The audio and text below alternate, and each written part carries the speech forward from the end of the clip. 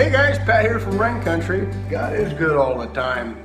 Here recently, Heidi and I think Heidi might have done a video on this, but just in case you guys haven't seen that video, I went to an estate sale and found in the corner of the shop there a couple of boxes that looked very much like this one.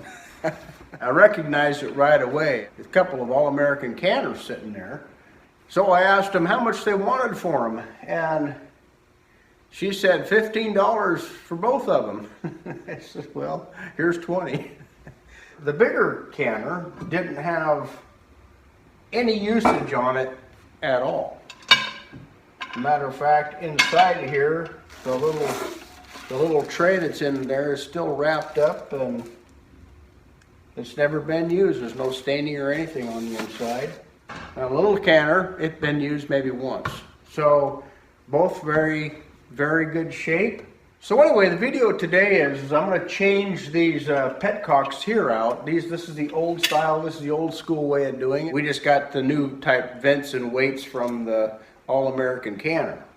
And so we're going to show you how to change these out.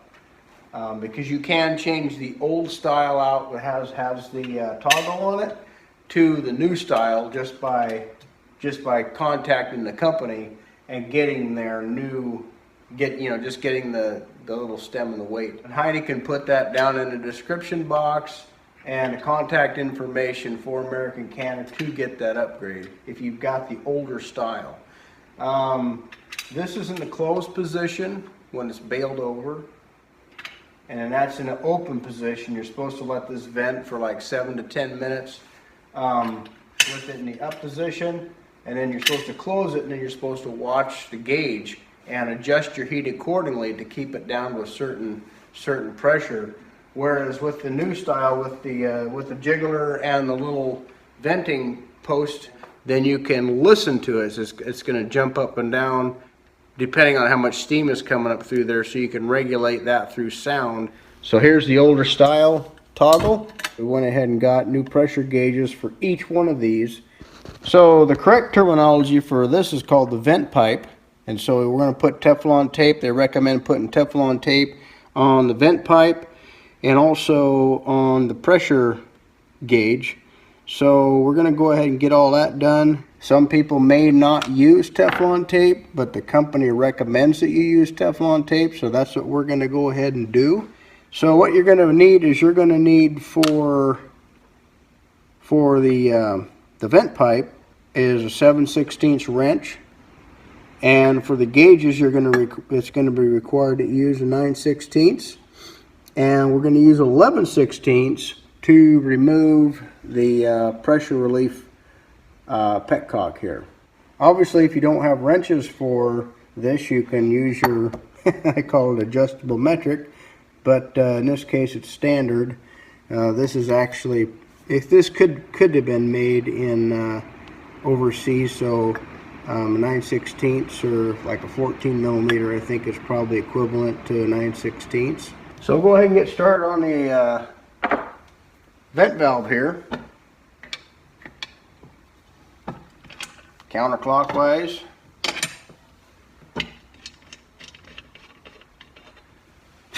And that just spins right off. Now there is a correct way of putting Teflon tape, believe it or not, on a set of threads. Because you're going to be going clockwise, you want to wrap your Teflon tape on there clockwise.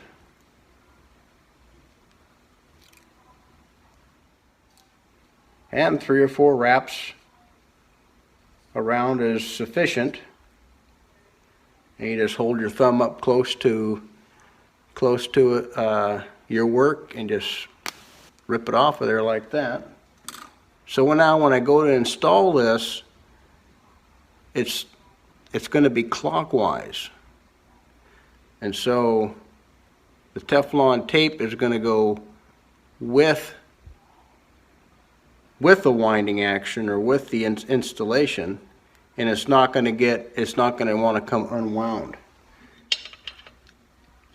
Now to install the vent pipe, you're going to use a 7/16 wrench.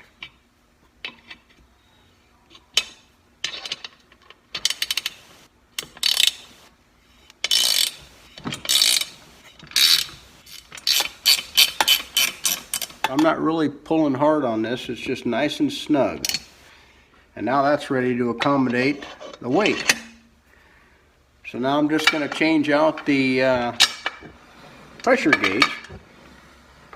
And one thing important to note when you're removing a gauge is to never, ever try to tighten or loosen by grabbing a hold of the gauge itself. You always want to get in here and use a wrench to take that off. I'm not going to spin that off by hand until it gets loose, of course. Now it's just nice and comfortable. I can turn that real easy. Now it's okay to grab this and spin it off.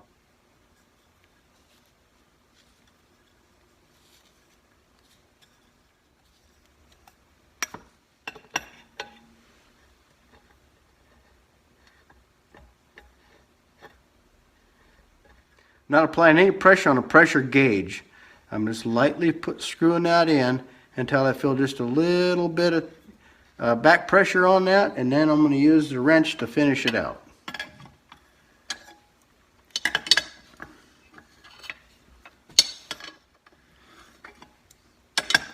You don't want to put any torsional load on the gauge housing.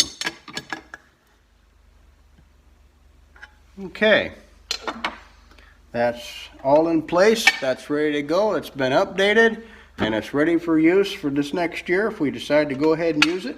So I'm going to go ahead and get this other one set up. This is the 910 here.